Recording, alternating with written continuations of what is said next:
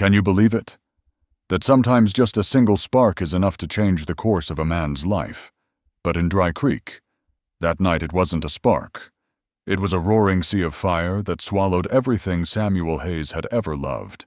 His house, his cattle, and the laughter of his wife and child all vanished in the flames. And that same fire turned a gentle rancher into a fugitive, carrying only grief and rage.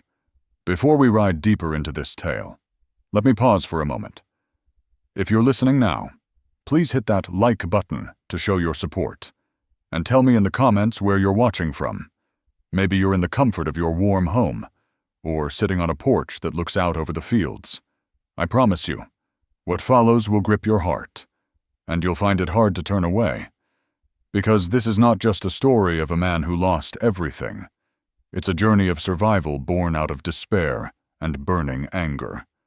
Samuel Hayes was once a man everyone in Dry Creek knew. Not rich, not powerful, but proud of his small ranch, a few dozen head of cattle, and above all, his family. His young wife Mary, gentle and kind, her voice often humming softly as she worked the loom at night. And their little boy, only 5 years old, always running through the yard, playing in the dirt instead of learning his letters. To Samuel, that was his whole world. He needed nothing more than the sunrise over the prairie and the sound of his son's laughter ringing off the weathered fence posts. But the West, as you know, has never been gentle. That summer was so dry, the ground cracked beneath your boots, and the creek bed lay bare as bones. The cattle grew thin. Some fell where they stood. Samuel fought to hold on he borrowed. He pleaded, just to keep his herd alive through the season. He never imagined that, in his darkest hour, the man he trusted most was sharpening a knife for his back. That man was Jeremiah Crowe, a neighbor who had shared drinks with Samuel more times than he could count. A man who once said, "If trouble ever comes, I'll stand by you." But greed speaks louder than friendship. Jeremiah saw Samuel's land by the river, rich soil in a dry country, and he wanted it. He conspired with a corrupt county judge, spinning lies that Samuel had evaded taxes, sold cattle off the books, even claimed the Hayes family harbored outlaws. A false case, neatly built, strong enough to strip Samuel of every right to his land. Samuel remembered the day the judge read the accusations. Every word a blade. He shouted, he pleaded, his eyes searching the crowd for a single face of sympathy. None came. And worst of all, at the back of the hall stood Jeremiah, wearing that crooked grin, the grin of a man who knew he had already won. Samuel fought to hold on, but within weeks, fate struck its cruelest blow. That night, when the dry wind whistled through the fences, a sudden blaze burst from the hay barn. Fire spread like a wild beast, devouring boards, beams, and shingles. Samuel rushed to drag his wife and child out, but the roof gave way, burying them under a storm of flame and timber. The last flash of fire in his eyes was the moment it stole everything from him. They say it was a miracle Samuel survived that night. But to him, it was no miracle, it was a curse. His body was broken, ribs cracked, burns across his skin, blood dripping from his temple. But worse than all of that was the emptiness in his chest. He knew the fire wasn't chance. It was Jeremiah's hand. The fire had cleansed the land so that a thief could stand tall in daylight. So Samuel ran. He had no place left to return to. Dry Creek was nothing but ashes, and the stench of smoke lodged forever in his memory. That night he walked away, snow and wind lashing at his face, his steps heavy and unsteady, every stride burned. Every breath was a vow whispered through clenched teeth. I will live, only so one day I can return. But in that endless darkness, he had nothing but a battered body, an old revolver, and a fury that burned hotter than the flames that destroyed his world. And that is where this journey begins. A journey where despair and rage cling to every step, where a humble rancher is driven into exile by betrayal. Yet out there, in the wilderness, fate still had one more card to play, a meeting that no one, least of all Samuel Hayes, could ever have imagined. The winter wind knew no mercy. It tore across the canyon like a living thing, cutting into flesh, clawing at bone, refusing to grant a moment's peace. Samuel Hayes no longer counted the days or nights he had staggered through the snow-white wilderness. His boots were cracked, stiff with ice, his hands split and bleeding, his breath clouding heavy before him. He had grown accustomed to pain in his body, but the emptiness in his heart weighed heavier than any wound. And then, one late afternoon, as the sun sank behind the rim of the cliffs, Samuel finally collapsed. Ahead of him, in the silent wall of stone, he glimpsed a shadowed gap. At first it looked like nothing more than a hollow in the rock, but from inside came the faintest flicker of light, like a candle burning in a graveyard of winter. Samuel had no strength left to wonder what it was. Instinct drove him forward, dragging himself as a drowning man clutches at driftwood. He beat weakly at a low wooden door before slumping to the ground, breath ragged, nearly gone. The door creaked open, standing in the frame, caught between the storm outside and the smoke-warm air within, was a woman. Small, wrapped in a faded blanket around her shoulders. Her black hair whipped in the wind, her dark eyes fixed on him, not cold, not welcoming, but measuring. This was Ahyoka, an Apache woman cast out by her own people. They had branded her a traitor, for she had once spoken against needless bloodshed, for she had dared to share food with the starving even if he was white. In the blink of an eye, two thoughts fought inside her.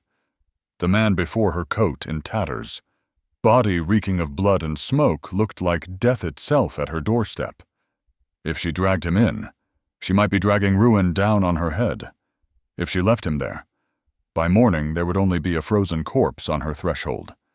Ahyoka had lived alone long enough to know that another soul meant danger. A white man could bring patrols, questions, punishment. If this stranger survived, he might betray her, might turn her hiding place into her grave.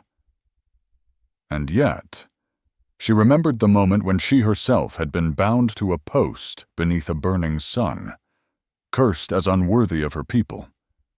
Back then, she would have given anything for a cup of water, for a single hand to reach toward her. Now before her lay a man just as broken. Samuel cracked open his eyes, just enough to see the shadow of the woman leaning over him.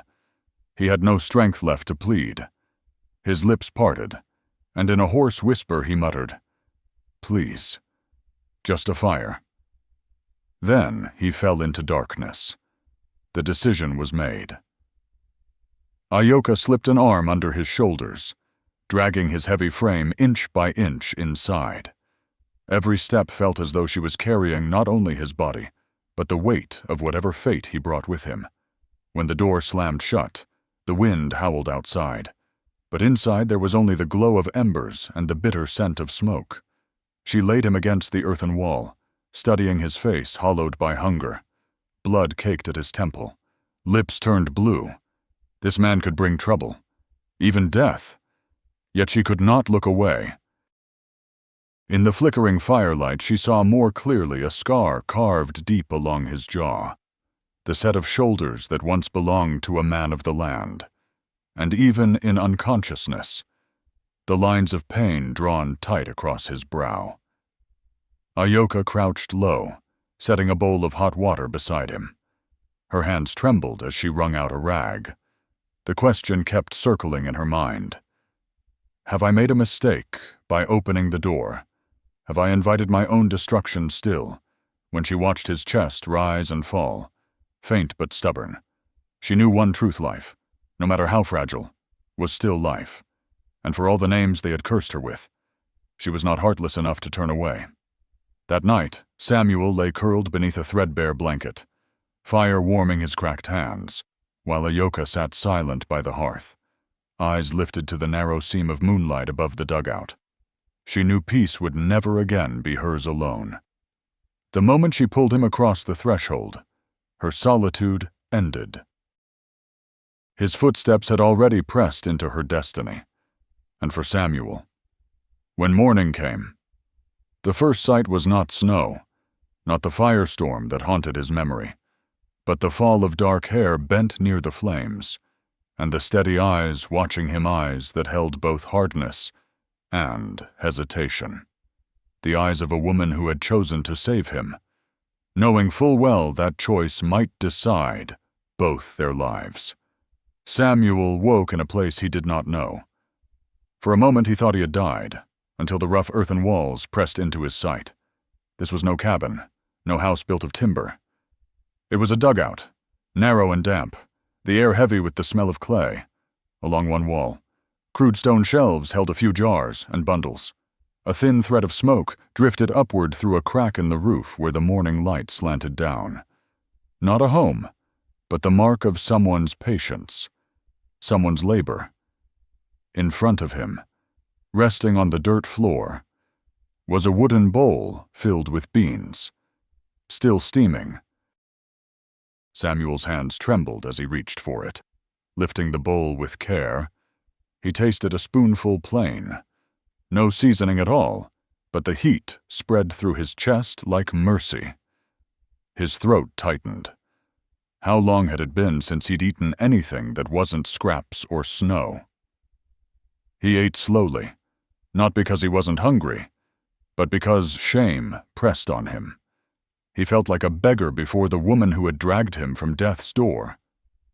Ahyoka sat by the fire, her eyes steady on him. That look was not soft, not cruel, just measuring, as though she was weighing whether he was worth the risk. The silence between them grew heavy, so heavy that Samuel wished for words but found none. He had once been a rancher with land, with cattle, with family. Now he was a half-dead man stealing warmth in a stranger's refuge. Outside, the storm still raged. Wind clawed at the door.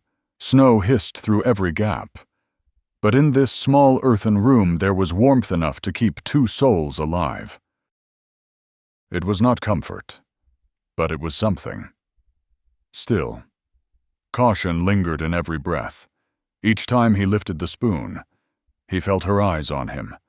Each time she fed another stick of wood into the fire, he found himself watching her, both grateful and wary. When the morning grew stronger, Samuel tried to stand. Pain flared along his ribs, and he caught himself against the wall. Ahyoka said nothing, only placed a short-handled axe in his hand and pointed. He understood wood. Not a command, not an invitation, but a condition. If he wished to remain here, he would have to pull his weight. So out into the storm they went. The cold hit him like a hammer, snow up to his shins, the sky heavy with gray. She showed him the pile of wood and turned away toward the creek, clay jug in her arms. Samuel raised the axe, swung once, twice. Every blow sent fire through his ribs. His breath came ragged, his body near collapse, but he clenched his teeth and carried on. He knew if he fell again, she would not drag him back inside. When they returned, each brought what was needed. Ahyoka set down her jug of water. Samuel stacked the wood by the hearth. She offered no word, no smile, only the faintest nod. Strangely, that single nod eased something in him more than praise ever could. The dugout grew dim again, lit only by firelight. They ate together in silence, spooned a bowl, the sound barely breaking the stillness. It was awkward, cautious, but it was also a quiet pact. Two strangers abandoned by the world, for now sharing the same fragile flame. Samuel's eyes wandered. Clothes hung drying on a rope. In one corner, a handful of iron traps. The blanket covering the sleeping shelf had been patched more times than he could count. Everything spoke of endurance, of a woman who knew how to survive on her own. He wondered how many nights she had sat here alone, how many storms she had braved without another voice for company. he thought to ask, but the sharp set of her face stopped him. Instead, he bent down, fed another stick of wood to the fire. A gesture without words. A promise unspoken, I will not let you carry this burden alone. That night. The second in the dugout. They lay apart, but not far. Wind moaned outside. Fire cracked inside. They were not yet friends, not yet enemies. The space between them carried awkwardness, caution, and the faintest thread of understanding. In that cramped earthen shelter, trust had not been born, but its shadow had entered. On the third night in the dugout, the wind still howled outside, but inside it was quieter than before. Samuel leaned against the wall, the firelight cutting sharp lines across his hollow face. Ahyoka sat cross-legged with a worn blanket pulled tight around her shoulders. The silence between them hung heavy, thicker than words. In that silence lived things unsaid, heavier than anything spoken aloud. At last, it was Ahyoka who broke it. Her voice was low, each word carefully chosen. They call me a traitor. Samuel turned his head, frowning slightly. Ahyoka didn't look at him. She stared into the fire, her dark eyes reflecting the glow of coals. She told him years ago, in another hard winter, when a starving white man had stumbled near her people's camp. She had given him a little cornmeal, a strip of dried meat. To her, it was simple mercy. To the tribe, it was betrayal. They said she put compassion above blood. They tied her to a post in the sun for a day, and when they cut her free, they told her, "Go. Never return." Her voice sank lower. It no longer shook. It was flat, like a scar long healed on the outside but still sore within. Samuel saw it, the wound still lived under her skin, no matter how steady her tone. In her gaze was the hardness of someone the world had turned its back on, but who refused to bow. He sat in silence for a while, then nodded slowly, as if to say he understood. When he finally spoke, his voice rasped with the weight of memory. I was called a traitor too, not by a tribe, but by my own blood. Ahyoka lifted her eyes. Samuel stared into the fire, and his words fell heavy. He told her of the night the ranch burned, how the man he once called friend sold him out, spun lies to strip him of land, then sent men to finish the job with fire. He rushed into that blaze, hearing his wife scream, his child's cry, only to watch the roof collapse. The town whispered that he ran, that he left them behind, that he was a coward. Ever since, he had carried that name in his own heart, traitor. His voice cracked, in the glow of the flames. Ahyoka saw his eyes glisten, though he turned away quickly. Here sat a man who once raised fences and herded cattle, now crouched in a hole in the earth confessing the greatest shame of his life. In that moment, her caution softened. She pulled the blanket tighter, but her eyes grew gentler. She thought, he is like me. Branded, cast out, both carrying marks that no one else could see, but both cut off from belonging. They sat together, the fire snapping quietly between them. Then Ahyoka poured a little hot water into a wooden bowl and slid it toward him. You are not the only one, she said softly. Simple words, but to Samuel they struck like medicine. He took the bowl in trembling hands. Thank you. It was not thanks for the water. It was thanks for the first time in months someone had looked at him without scorn. That night, there were no more confessions, no more questions. They simply sat closer to the fire, two figures leaning into its glow, each carrying a story the world would not listen to. Yet here, in this dugout carved from stone, they shared something unexpected understanding. The days in the dugout settled into a quiet rhythm. Each morning Samuel forced himself outside with Ahyoka to fetch water or split wood. Each afternoon they shared a plain meal of beans.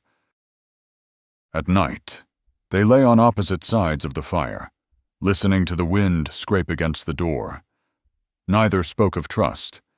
Yet a thin thread of it began to stretch between them, like a frail bridge spanning a deep canyon of suspicion. At first, it was only small exchanges, a bowl of beans pushed toward Samuel, a stick of wood he laid on the fire for Ahyoka. Sometimes, when his hands shook trying to lift the water jug, she would step in silently to steady it. He would nod in thanks. She would answer with the briefest glance. Little things. Almost nothing. Yet somehow they began to weave a fabric of trust. One cold morning, as they made their way down to the frozen creek, Samuel's boot slipped on a slick stone. He lurched forward, ready to crash through the thin ice. Ahyoka's hand shot out, gripping his elbow, holding fast. For an instant, their bodies were close, their breath mingling in clouds of white. They froze, eyes meeting, then turned quickly away as if startled by something neither dared name. But from that moment on, the space between them had narrowed, at night, while the fire cracked low. Samuel watched her mend a torn sleeve. Her fingers were rough and steady, the needle glinting in the glow. The image struck him with a memory. Mary, his wife, once bent over a loom, humming as she worked. The ache in his chest was sharp, but alongside it came the realization that Ahyoka, too, carried a past carved deep with loss. Sometimes he saw her eyes drift far away, as if gazing through the clay walls toward the empty prairie. He didn't ask, yet his silence, matching hers, became its own kind of sharing. Another night, when the wind rattled the door and Samuel leaned over to feed the fire. His hand brushed against hers. Her skin was small, calloused, darkened by work. He drew back quickly, and so did she, but not in disgust. It was the awkward reflex of two people unaccustomed to closeness. The firelight caught their eyes for a breath, then both turned away. The moment unspoken, but not forgotten. And so, through these fragments of life. The suspicion slowly ebbed. Samuel felt his chest lighten, knowing someone else was near enough to hear his breath. Ahyoka, though she never let her face soften fully, began to meet his glance without hardness. They were like two broken pieces, jagged on their own, but when pressed together, they fit enough to stop the fall. One night, lying just a reach apart, Samuel heard Ahyoka murmur in her sleep, words in a tongue he could not understand. The sound was low, carrying a sorrow both tender and haunting. He turned his head, watching her frail frame curled beneath the blanket. Something rose inside him, then not quite love, not merely gratitude, but something gentler and more enduring, a feeling that he was no longer entirely alone. He closed his eyes, letting the storm howl beyond the walls. In that cramped dugout, there was fire, there was breath, there was the warmth of another soul. For the first time in the long road of his losses, Samuel felt a flicker of trust, fragile, uncertain, but enough to cling to, enough to keep him moving forward. That afternoon, the sky turned heavy gray. The wind fell quiet, but the stillness made Samuel's back prickle. He stepped outside to split more wood, his eyes lifting almost without thought to the rim of the canyon. And there he froze. Against the pale sky stood 3 riders on horseback, silhouettes sharp against the snow. They sat their saddles in silence, looking down. The distance was too far to make out their faces. Yet Samuel knew at once they weren't strangers. Their stance, the way they scanned the ground below it, was the look of men hunting. His chest tightened, his hand clamping around the axe handle. In that racing heartbeat, the fire of another night blazed back in memory hooves pounding, cruel laughter, and Jeremiah Crowe's cold eyes as the ranch went up in flames. These weren't passers-by. These were Crowe's men, the same riders who had lit the fire that stole his wife and child. Now they had come to erase the last trace him. Samuel gathered the wood and hurried inside. When the door closed behind him, His breath tore out in a ragged gust. Ahyoka turned and read everything in his face without a word. She crossed quickly, dropped the wooden bar across the door. Their eyes met, and in that look lay a truth too clear for speech if the riders discovered them. The dugout would become a tomb. The room seemed smaller, tighter. The fire burned on, but its glow felt like a signal flare marking their hiding place. Samuel gripped the worn revolver at his side, scanning the walls. Only one door. No other way out. Once trapped, they would be finished. Ahyoka knelt at the far wall, pulling back a flat stone to reveal a hollow. From it she drew a short bow and a handful of arrows. Her movements were steady, her eyes hard as flint. She had prepared for this moment long ago. Yet when she turned to him, she shook her head. "If they find us, we both die. You must not be seen." Samuel started to protest, but the words died in his throat. She was right. A white man hiding in an Apache woman's shelter if they caught him here. There would be no mercy for either. Hoofbeats echoed above, fading, then drawing near again. Each sound pressed on Samuel's lungs until he could scarcely breathe. He wondered had he left tracks in the snow. Was the smoke curling out of the roof seam? Could the light of their fire betray them?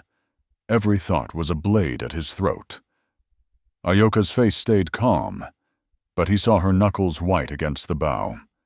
It wasn't fear, it was vigilance wound tight. Watching her, Samuel realized this woman had lived under the shadow of pursuit for so long that danger had become part of her breath.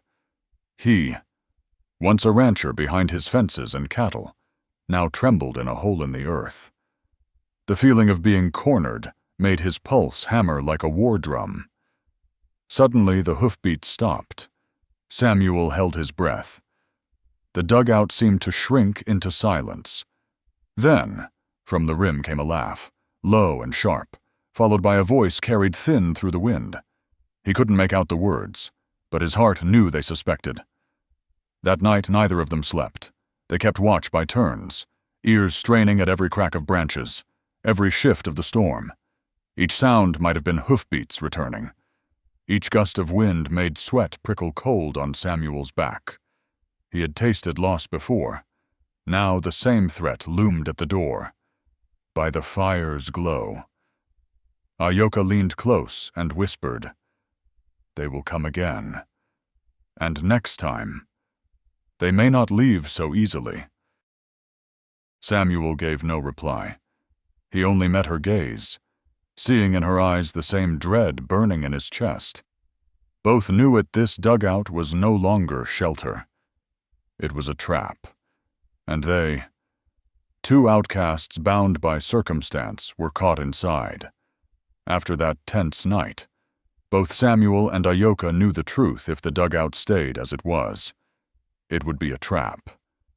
They could not sit and wait. If they wanted to live, they had to prepare. The very next morning, Ahyoka led Samuel to the back wall of the dugout. She pointed to a thin crack running through the clay, a weakness in the earth. Samuel understood at once. Without words, they set to work. At first they dug with a dull knife and a broken chisel she had hidden away. Then with bare hands. The earth was damp and cold, tearing skin until their palms bled. Still they did not stop. Each scoop of dirt was more than labor. It was defiance, a vow that they would not die like penned animals. Day after day. The tunnel stretched longer, shored up with willow poles Samuel had cut from the creek bank. When at last it opened to the outside, beneath a tangle of brush, they collapsed onto the ground, exhausted but relieved. For the first time in weeks. There was another way out, another chance. Their work did not end there. Samuel suggested stacking wood high against the dugout wall to mask the smoke and disguise the entrance. Ahyoka gathered stones from the creek, piling them near the door. "If it comes to it," she said quietly, "stones can be weapons." Her voice was low, but her eyes burned with resolve, like fresh sparks in the dark. Then the day they feared arrived. Hoofbeats thundered down the canyon again, this time 5 riders, not 3. The sound of iron shoes grinding against ice tore at Samuel's nerves. He gripped his revolver tight, heart pounding. He was ready to step forward, but Ahyoka barred his way. Her eyes blazed. "If they see you, we both die. Let." He wanted to argue, but in her gaze was no room for doubt. She had lived under threat longer than he had, and if anyone could mislead them, it was her, jaw clenched. Samuel crawled into the hollow at the back, heart thundering as if it would break through his chest. The door crashed open. Wind swept in along with the heavy tramp of boots. Harsh voices filled the room, accusing, probing. Samuel held his breath, every muscle drawn tight. One man muttered suspicions about the smoke, the footprints, the neatly stacked wood. Then Ahyoka's voice cut through, calm, firm, unflinching. She answered in both English and Apache, declaring this was nothing more than the shelter of an outcast woman, that she lived alone. Her words did not waver. Her gaze did not flinch. One of the riders stepped dangerously close to where Samuel crouched in the shadows. His hand reached for the curtain. Samuel's heart nearly stopped. But before the cloth was pulled aside, the leader barked an order. "Nothing here but scraps of beans and smoke. We're wasting time." Boots shuffled. Voices faded. Hoofbeats carried them away into the canyon. Samuel crawled out, his shirt soaked with cold sweat. At the door. Ahyoka stood stiff, her shoulders trembling faintly, though her eyes still blazed with iron. Without speaking, Samuel crossed the room and laid his rough hand on her shoulder. The squeeze was gentle but firm. It was not just thanks. It was recognition from this moment on. They were no longer strangers. They were allies bound to stand together. In the flicker of the fire, their faces glowed with weary determination. The danger was far from gone. The riders would return. But Samuel had gained something he thought he'd lost forever. Someone at his side, ready to share the fight. And Ahyoka, seeing it in his eyes, understood the same truth: she was no longer alone. The night after the riders left, the dugout sat in an uncanny silence. Samuel crouched near the fire, his rough hands pressed together, eyes fixed on the dirt floor. Beside him, Ahyoka hugged her patched blanket, her gaze still carrying that edge of steel. They had come within a hair's breadth of death, one pulled curtain. One wrong breath could have ended them both. And now, in the heavy stillness, they realized something plain: they could not go on living like this. Waiting for danger each day. Either they would leave, or they would stand and make this place their own. It was Samuel who spoke first.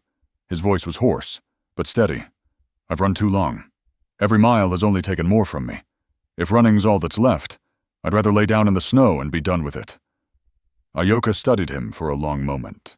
At first her eyes held doubt, but then a flicker of something else appeared. She asked quietly, "If you won't run, then what do you choose?" Samuel's eyes swept the dugout, the fire pit, the stone shelves, the rope of drying clothes, the raw earth freshly cut from the escape tunnel. It was crude, narrow, rough. But after all his wandering, it was the first place that didn't feel hollow. He lifted his gaze back to hers. "I choose to stay. I choose to make this a home with you." Silence fell, broken only by the snap of firewood.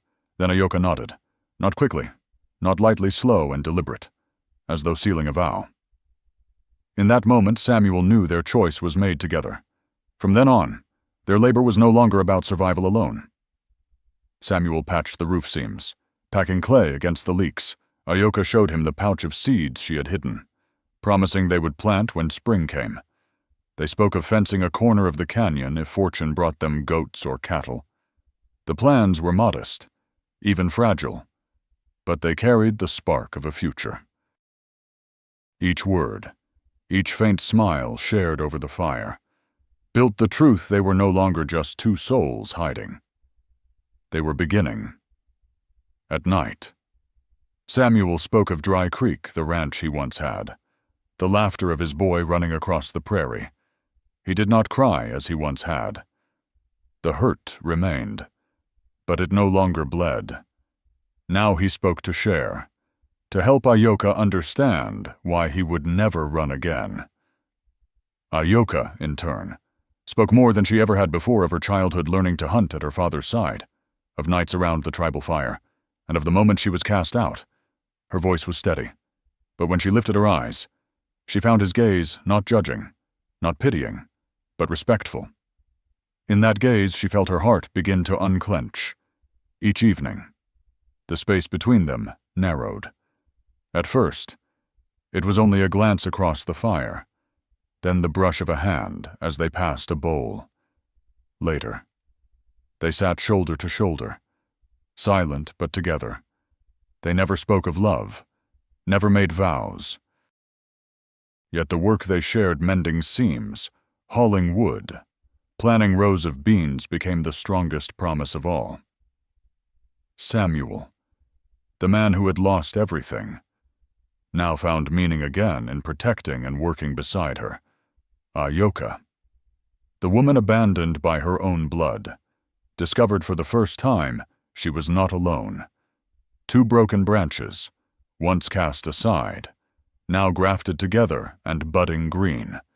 And now, dear friends, this is the moment we must pause and ask ourselves, was Samuel right to stay instead of running again? Was Ahyoka wise to place her trust in a man carrying a blood-stained past, to my eyes? The answer is yes, because in a world of betrayal and loss, sometimes the bravest act is to trust again. If you agree, then give them your support. Support their decision to stop running, to turn a hole in the canyon wall into a home. Imagine this with me when the thaw comes. The two of them sowing beans side by side, raising a small herd behind a fence. And one day, perhaps, the sound of children echoing through a canyon once silent with grief. Samuel and Ahyoka have chosen not just to survive, but to live to begin a family on land that once bore only pain. And the next step for them, to hold fast to that decision, to set every stone, every fence post, every fire as part of a home they share. With this unity, with this trust, no rider, no enemy, no winter storm will easily take it from them.